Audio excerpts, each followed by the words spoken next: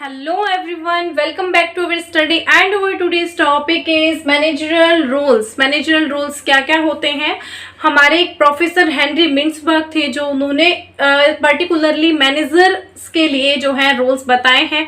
उन्होंने बोला कि जो कोई भी बिजनेस ऑर्गेनाइजेशन जो होती है उसमें एक मैनेजर का मेन रोल होता है। एक मैनेजर एक बहुत ही इम्पोर्टेंट पार्ट होता है किसी भी बिजनेस ऑर्गेनाइजेशन का।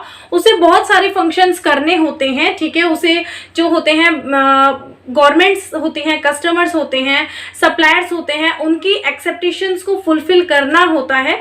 तो वो किस तरह से उनकी एक्सेप्टेशंस को फुलफिल करे, उसके लिए क्या क्या रोल प्ले करे, वही मैनेजरियल रोल्स के अंडर में आते हैं, ठीक है। हेनरी मिन्सबर्ग ने जो है 3 पार्ट्स में से डिवाइड किया है। बहुत इंपॉर्टेंट है एग्जाम के पॉइंट ऑफ व्यू से ये टॉपिक।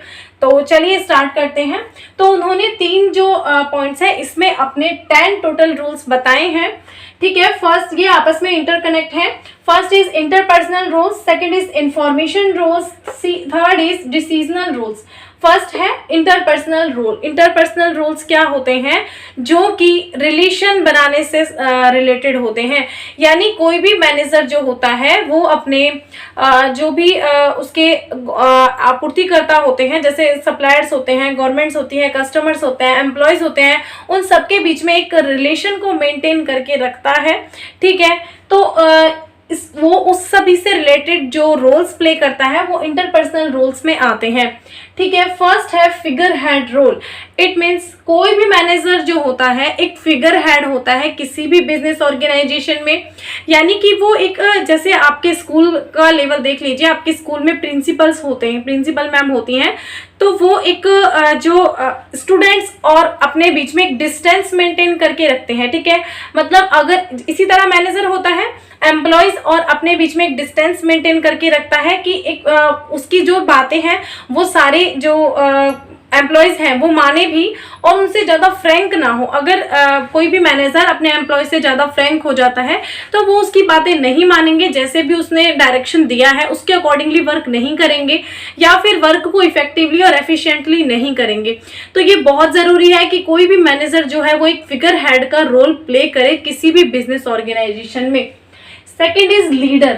लीडर रोल प्ले करता है कोई भी मैनेजर। लीडर इट मीन्स ना सिर्फ वो अपनी अपनी बात कहे बल्कि जो एम्प्लॉयज हैं उनकी भी सुने, ठीक है। वो क्या चाहते हैं, ठीक है, उनको भी सेटिस्फाई करे।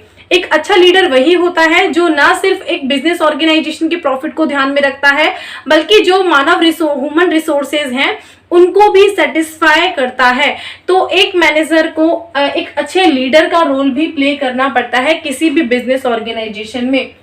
Third is liaison officer. Liaison officer क्या होता है? लाइजन इट मीन्स जो कोई जो एक्सटर्नल पार्टीज जो होती है ना उनके साथ रिलेशन को बना के रखता है, ठीक है। क्योंकि जैसे एक कोई भी बिजनेस ऑर्गेनाइजेशन होता है उसमें मैनेजर को बहुत सारे वर्क करने होते हैं, तो उसको ये चाहिए कि जो भी एक्सटर्नल पार्टीज हैं उनके साथ अच्छे रिलेशन बना के रख सके, ठीक है। जैसे जो भी सप्लायर्स हैं, ठीक है, जो भी हमारे क्रेडिटर्स हैं, गवर्नमेंट है, कस्टमर्स हैं, सबके साथ अच्छे रिलेशन बना के रखे, अच्छे रिलेशन मेंटेन करके रखे, ठीक है। अगर जैसे अगर कोई मैनेजर है वो इनके साथ अच्छे रिलेशन नहीं बना के रखता है और इन केस अगर उसे कभी उन जो एक्सटर्नल पार्टीज हैं उनकी जरूरत हो जाती है तो वो उसकी हेल्प नहीं करेंगे। तो एक मैनेजर को एक लाइसेंस ऑफिसर का जो रोल है वो प्ले करना होता है और करना चाहिए, जिससे कि कभी भी जब उनकी जरूरत पड़े तो उनको बुला के जो भी वर्क है वो कराया जा सके, ठीक है। तो इस इंटरपर्सनल रोल्स के द्वारा जो है प्रोवाइड इंफॉर्मेशन प्रोवाइड्स की जाती है। इंफॉर्मेशन जो है वो प्रोवाइड की जाती है, ठीक है। अपने जो भी एम्प्लॉयज हैं, कस्टमर्स हैं, एक्सटर्नल पार्टीज हैं, उन सबको प्रोवाइड्स की जाती है।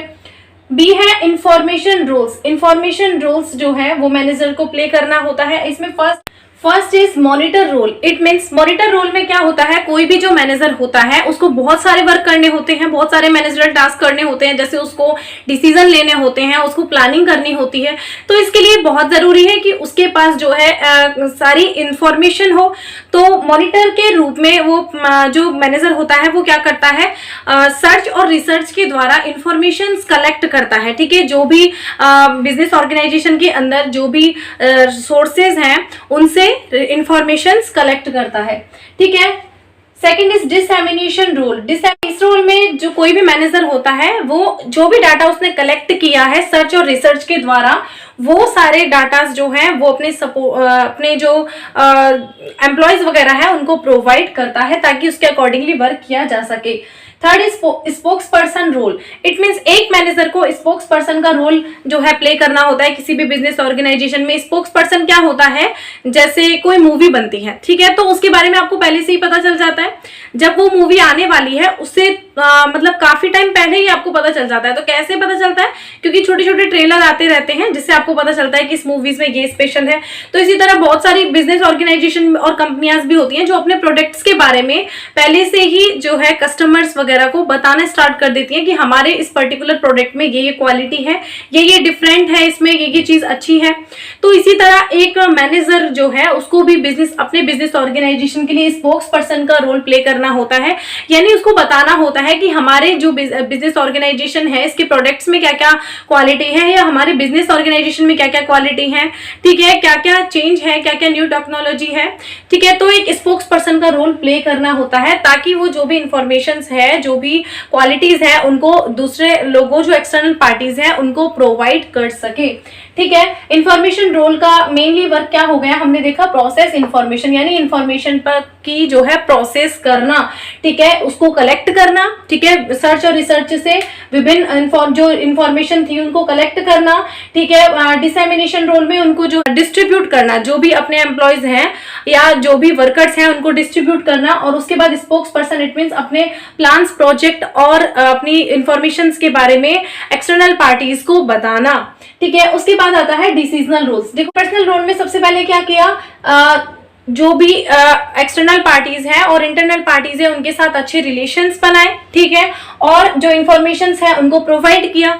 उसके बाद इंफॉर्मेशन रोल्स में मॉनिटर रोल में जो है इंफॉर्मेशन को सर्च और रिसर्च के द्वारा कलेक्ट किया, उसके बाद उनका डिस्ट्रीब्यूशन किया और उसके बाद उनको जो एक्सटर्नल पार्टीज हैं उनको जो भी इंफॉर्मेशन है उनके बारे में बताया। उसके बाद डिसीजनल रोल्स जो है लास्ट में जो है डिसीजन लेने होते हैं। ये डिसीजनल रोल्स जो है इन सारी जो इंफॉर्मेशन जो कलेक्ट की है उस पर डिपेंड करता है कि कैसे डिसीजन लिए जाएंगे, अच्छे या खराब डिसीजन लिए जाएंगे। तो ये जो इंफॉर्मेशन कलेक्ट की इस पर डिपेंड करते हैं, ठीक है। डिसीजनल रोल में सबसे पहले एक मैनेजर जो है उसको एंटरप्रेन्योर्स का रोल प्ले करना होता है।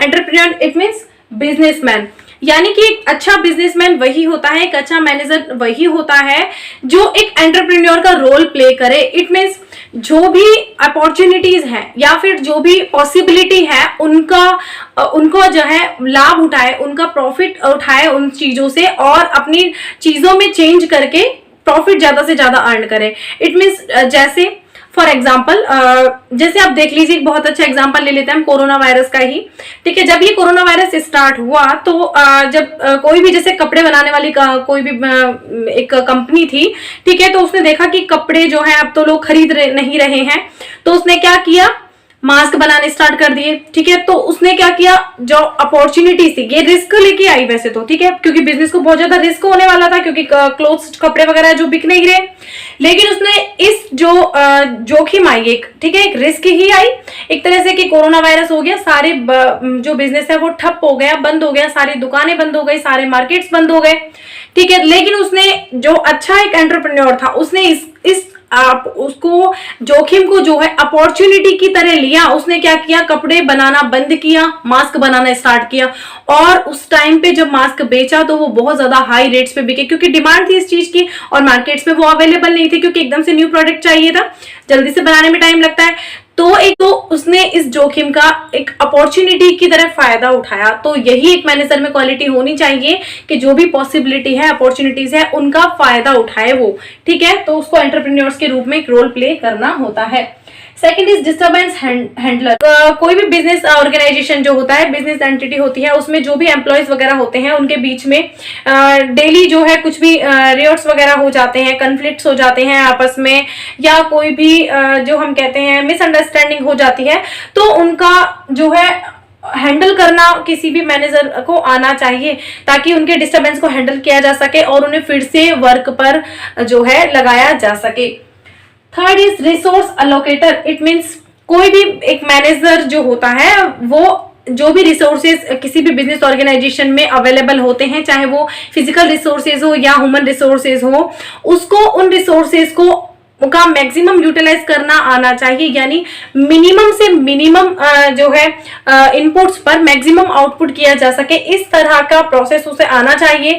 ठीक है, अगर जैसे कोई भी रॉ मटेरियल है, उससे अगर 50 यूनिट्स बनती हैं तो 50 की जगह उसे 51 यूनिट्स बनाने की कोशिश करनी चाहिए।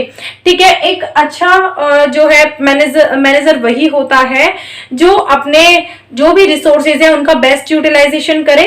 ठीक है, और मैक्सिमम आउटपुट जो है रिसीव करें, और उसको ये नॉलेज होनी चाहिए कि हाउ, व्हेन, व्हाई और बाय हुम जो भी रिसोर्सेज है उनका यूज किया जाए। ठीक है, fourth is negotiator. It means एक मैनेजर जो होता है उसको नेगोशिएटर के रूप में भी एक रोल प्ले करना होता है।